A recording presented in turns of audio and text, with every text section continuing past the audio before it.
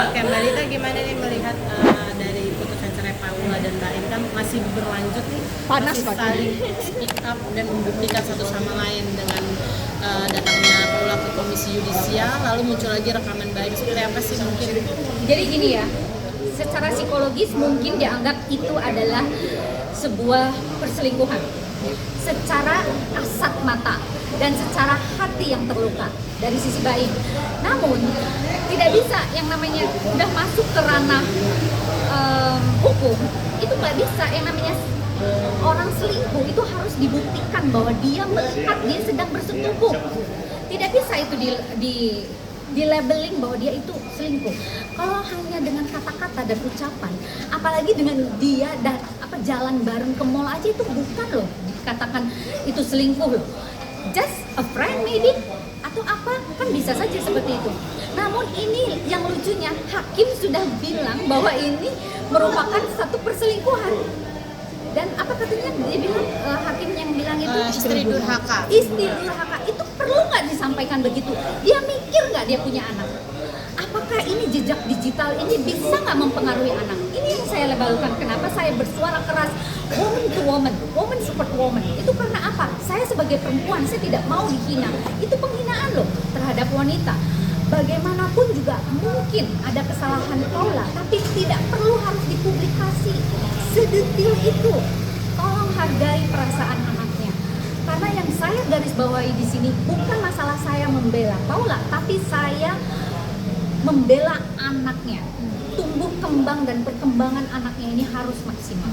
Tidak bisa dia harus ego. Itu kan ego. Dia mengatakan itu barangkali ada bisik-bisik tetangga dari sana. Kenapa kok bisa seorang hakim berkata seperti itu? Itu nggak lumrah loh. Itu tidak masuk akal kalau menurut saya. Dan sudah disampaikan juga oleh Bang Hotman kan. Nah itu pun juga tidak ini. Itu secara hukum dia bilang. Saya bicara tentang psikologis. Psikologis itu mendekati tentang hukum.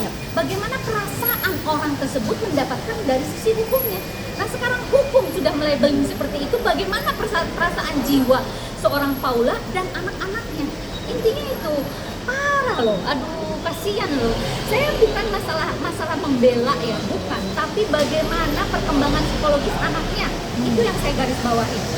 Dan jejak digital tidak bisa dihapus. Anytime dia gede sedikit aja, dia udah berselancar di sosial media atau di Google atau apapun itu, membaca berita itu tentang ibunya.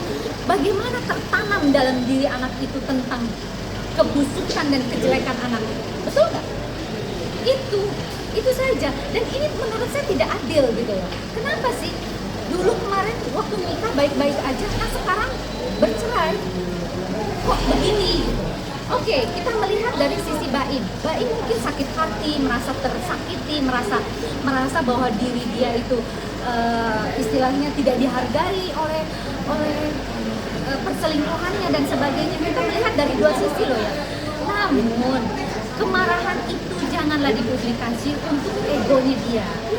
Karena dia punya anak laki-laki loh.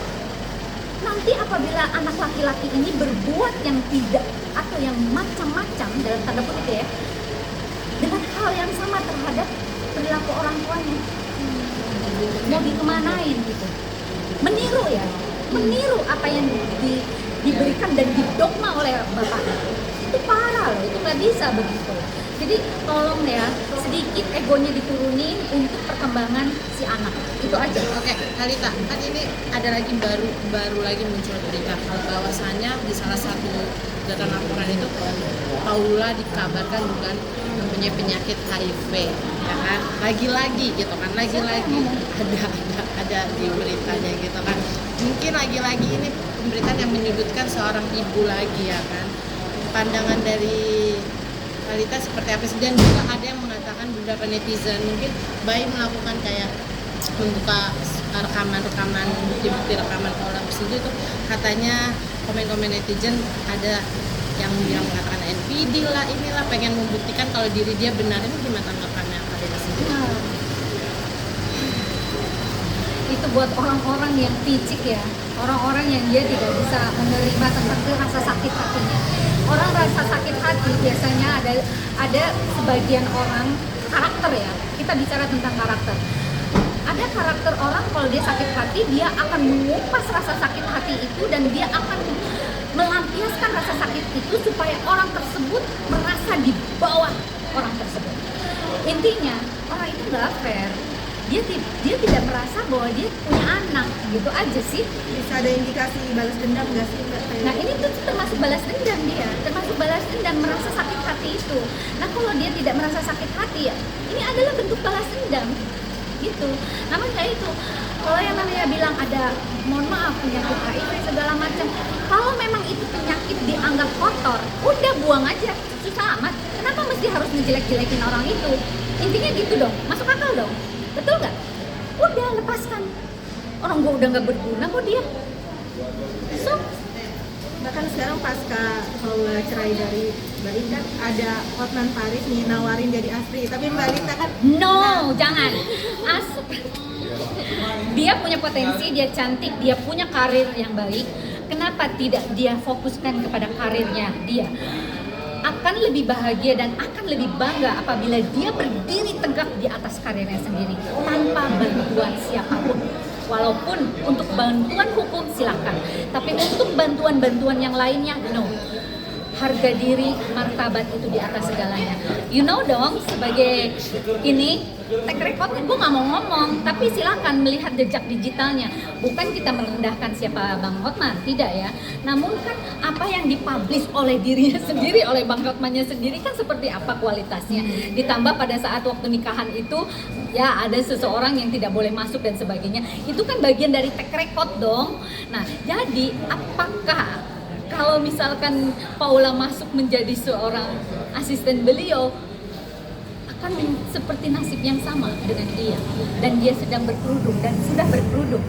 Menurut saya lebih baik no, lebih baik jualan online.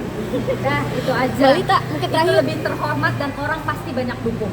Mbak Lita, terakhir ada input. Setuju nggak? Setuju. Setuju kan? Iya. Mbak Lita, terakhir ada input nggak sih buat Paula sendiri? Mungkin ada support juga, input buat Paula dan buat Mbak Im juga terkait perkara kedua belah pihak ini. Sorry. Input buat Paula dan Mbak Im sendiri terkait masalah ini sendiri. Iya, tadi kan saya udah bilang, udah berdiri tegak yang namanya single mom.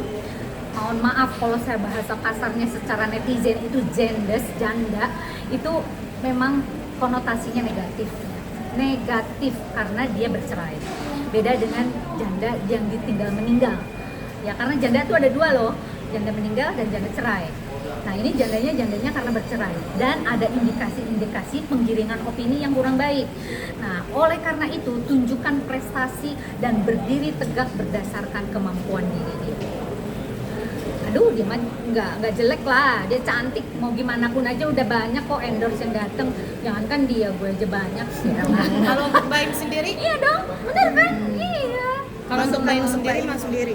Nah masukan ya oke. Untuk Mbak In ya, Mbak In, kamu tuh orang yang ganteng, saya tahu dan saya tuh adalah ngefan loh sama kamu dulu. Sekarang karena kamu egonya terlalu meletup-letup dan kamu hanya mementingkan diri kamu dan tidak mementingkan kesejahteraan anak kamu dalam perkembangannya, maka saya sedikit miris. Turunkan egomu, kasihanilah anakmu karena anakmu bukan mantan anak, tapi anakmu tetap anakmu dan ibunya adalah Paula. Gak bisa kamu pisahkan begitu saja. Sekalipun kamu marah, sekalipun kamu sebel, dendam, tetap mereka adalah ibu dari anak-anak kamu. Bantulah psikisnya, bantulah perkembangannya agar dia bisa menjadi manusia yang lebih baik daripada kamu dan Paula. oke terima kasih. Lupa untuk subscribe Cumi Cumi. Ditekan ya tombol lonceng merahnya.